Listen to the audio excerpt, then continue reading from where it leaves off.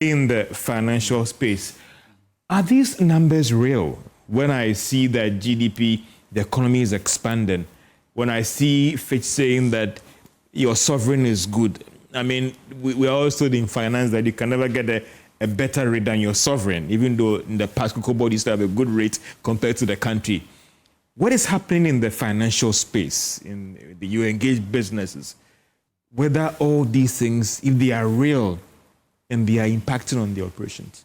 Yeah, so thank you very much. So I think we should put what's happening in the context of some of the reports that we've seen, particularly Fitch rating recently and a few other reports that we've seen. So a lot of the indicators from Fitch, their recent rating is driven by factors such as our normalization of our relations with our external creditors. So historically, we had this challenge of taking a long time to restructure our debt, some of the creditors were struggling to ratify. We've gotten to a point where about $5.1 billion have been ratified by the external creditors, but another 2.7 yet to be ratified. But I think that normalization of external creditor relationship is very important because it increases the confidence in the sector. Last year, our economy grew by about 5.7% GDP growth. That's a significant growth. And I see that in the budget, we are even estimated to grow at 4%, just moderate growth.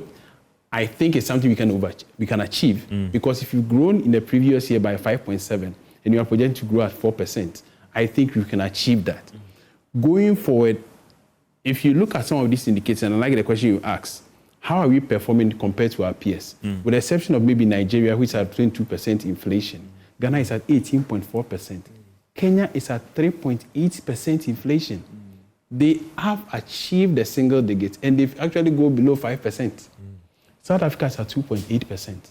So the question you are asking is, how real are these figures? If we are comparing with our peers, we have moved from significant room for improvement to more room for improvement. We still need more room for improvement. And maybe to answer some of the questions around why we are not seeing the effect in prices. Yeah. The first one is the price stickiness.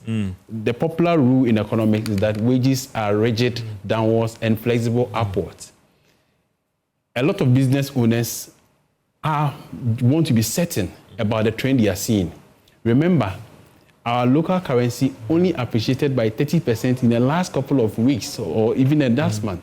It did more than 40%. We started the year somewhere around 14 to dollar, and then a significant decline in where we are. So in the last 6 months, same for inflation. Inflation ended the year at about 24%. Today we are at 18%. So in the last 6 months, 6 percentage point reduction in inflation. So for business owners, until they are certain that this stability is something that's going to sustain over a certain period, they are quite hesitant in reducing their price.